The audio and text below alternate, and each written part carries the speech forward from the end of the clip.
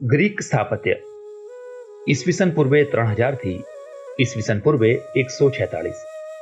લેખક મનવિતા બારાડી.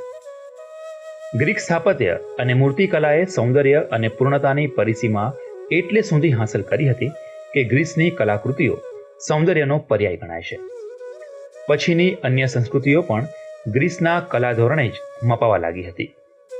ગ્રીક સ્થાપત્યએ અન્ય પશ્ચિમી સ્થાપત્ય શૈલી પર ભારે પ્રભાવ પાડ્યો છે. ગ્રીસનો ડુંગરાળ પ્રદેશ ભૂમધ્ય અને ઇજિયન સમુદ્રોથી ઘેરાયેલો છે. તેની મુખ્ય ખનિજ સંપત્તિ આરસ પહાણ છે, જેનો સુંદર અને મહાકાય ઇમારતો માટે ઉપયોગ થયેલો છે. આરસમાં બારીકાઈથી વિશિષ્ટ કામ શક્ય બને છે. ગ્રીસમાં વર્ષનો મોટો ભાગ ખૂબ ઠંડી પડતી અને થોડો વખત જ ગરમી વર્તાતી.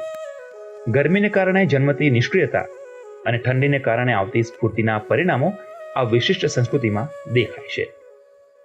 ગ્રીક સ્થાપત્યને બે મહત્વના સ્તબકમાં વહેંચી શકાય.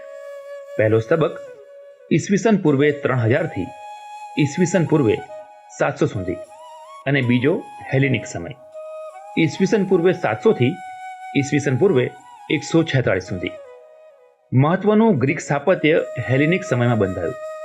એમાંય સૌથી મહત્વના સ્થાપત્યો પર્શિયનોની હાર એટલે કે ઈસવીસન પૂર્વે 480 અને એલેક્ઝાન્ડરના મૃત્યુ એટલે કે ઈસવીસન પૂર્વે 323 દરમિયાનના 150 વર્ષોમાં બંધાયા હતા.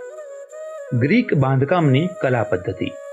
ગ્રીસમાં સીધી અને સરળ પદ્ધતિથી સ્તંભો અને મૂર્તિથી વિશાળ મહાકાય ઇમારતો બંધાતી.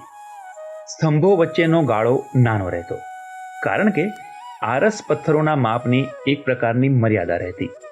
પથ્થરોને જોડવા રેતી ચૂનાનો ગારો ન વપરાતો, પણ પથ્થરો એકબીજામાં બેસી જાય તે રીતે સાલવીને ગોઠવવામાં આવતા. દ્રષ્ટિભ્રમ સુધાર.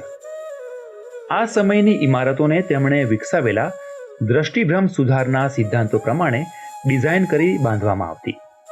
લાંબી સીધી રેખાઓ વાસ્તવમાં દૂરથી જોતા વચ્ચેથી વળાંકવાળી ત્રાંસી લાગે. આ હકીકતને ધ્યાનમાં લઈને સ્થપતિઓ મોભ જેવી આડી રેખાઓને પહેલેથી જ બહિર્ગોળ વળાંક આપતા. સ્તંભોને અંદરની તરફ ઢળતા રાખતા, જેથી દૂરથી જોતા આપણા ઉપર ધસી આવતા હોય એમ ન લાગે. પરથિનોન દેવી અથનીનું મંદિર એક્રોપોલિસ એથેન્સમાં પણ આ પ્રમાણેનું બાંધકામ જોવા મળે છે. શિલાલેખોના અક્ષરો ઉપરની બાજુએ મોટા અને નીચે નાના થતા રખાતા, જેથી દૂરથી એક જ સરખા હોય એવા લાગે. ગ્રીક સ્થાપત્યમાં ગ્રીક મંદિરો ખૂબ જ મહત્વની ઇમારતો ગણાય છે. મંદિરો ટેમેનોસ એટલે કે પવિત્ર પરિસરમાં બંધાતા.